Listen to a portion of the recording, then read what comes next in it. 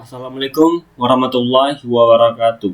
Kembali lagi kepada saya, itu menjelaskan tentang penggunaan basis data, yaitu yang pertama database user, 2 database manager, 3 database administrator. Oke, selanjutnya yaitu pembahasan tentang database user.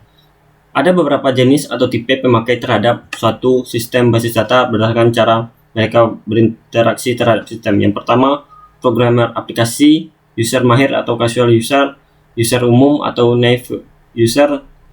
Yang selanjutnya, user khusus, special user.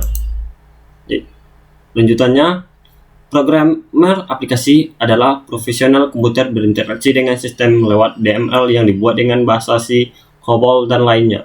Program yang dibuat disebut program aplikasi.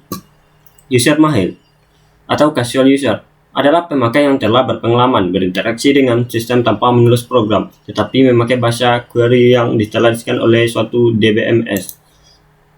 User umum adalah pemakai yang tidak berpengalaman berinteraksi dengan sistem tanpa menulis program, tinggal menjalankan satu menu atau memilih proses yang telah ada atau telah dibuat sebelum oleh programmer.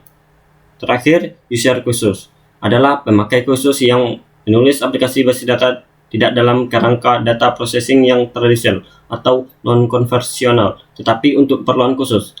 Aplikasi tersebut diantaranya komputer aided design system, knowledge base, expert system, sistem yang menyimpan data dalam bentuk data yang kompleks, misalnya data grafik dan audio. Database manager. Satu database manager, satu modul program yang menyediakan interface antara menyimpan dan data low level dalam database dengan satu aplikasi program dan query yang diajukan ke sistem. Tujuan dan tanggung jawab dari database manager. Yang pertama, interaksi dengan manajemen file, integritas atau integrity enforcement, keamanan, backup dan recovery, dan konsurensi control.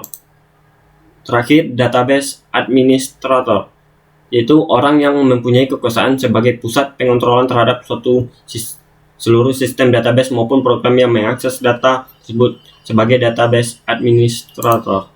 Yaitu fungsi database administrator adalah mendefinisikan pola struktur database, mendefinisikan struktur penyimpanan metode akses, mampu memodifikasi pola dan organisasi fisik, memberikan kekuasaan pada user untuk mengakses data, dan menspesifikasikan keharusan atau paksaan integritas data. Yaitu ini adalah gambar hubungan antara user dapat dilihat sebagai berikut. Saling berhubungan antara satu dengan yang lain. Baiklah, itulah yang dapat saya sampaikan. Wassalamualaikum warahmatullahi wabarakatuh.